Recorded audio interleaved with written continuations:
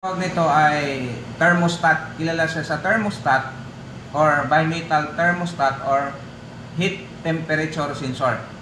So, ano ba ang issue nito? Although dalawang klase kasi ito. Merong normally closed, merong normally open. So, pag sinabing normally closed, pag check natin sa tester, talagang shorted na siya. May reading. Pag normally open, pag testing natin, pag normally open, wala siyang reading. Now, ang trabaho kasi nito, dalawa ang purpose nito, although tatlo nga eh. Meron siyang rated current, rated temperature, at rated voltage. Usual na nasisira ito, pwedeng sa current, pwedeng sa temperature.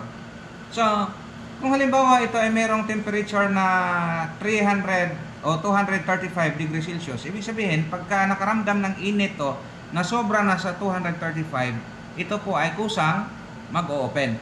Kung normally closed ito. Kung normally open naman, kusang mag-short. Okay. Paano i-testing? Itong hawak ko ngayon ay meron tayong 240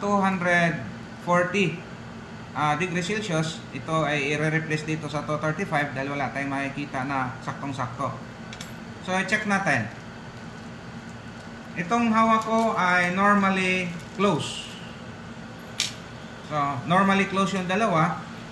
Ibig sabihin doon, pag i-check natin, dapat may reading. So, ito ay sira na siya. Open na. So, yung metal niya metal chips yun sa loob, maka hindi na bumalik sa normal. Ito naman, check natin. Ayan. So, ang tester natin, nakikita natin yung tester ay shorted or may palo siya na pinakamababa. Ito ay wala. So, ulitin ko lang, pag sumobra sa temperature, mapuputol ang connection. Pag bumaba, babalik siya sa normal.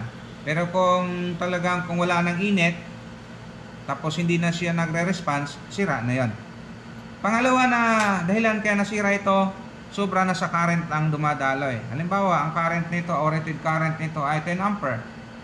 O ito, 15 ampere. Pag more than 15 ampere na ang dumaloy sa kanya, kusa na siyang masisira. So, double purpose.